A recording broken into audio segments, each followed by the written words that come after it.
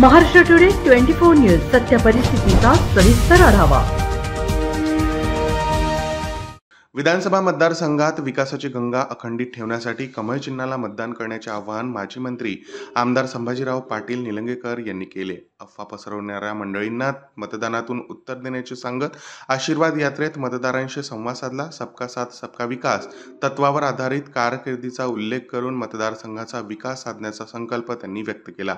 या यात्रेत विविध गावांमध्ये नागरिकांनी उत्स्फूर्त स्वागत करत पुष्पवृष्टी केली। निलंगेकर यांच्या सन्मानार्थ लातूर जिल्ह्यातील सगर गवंडी सेवाभावी संस्था आणि राष्ट्रीय बहुजन पार्टीचे एक पाठिंबा व्यक्त केला।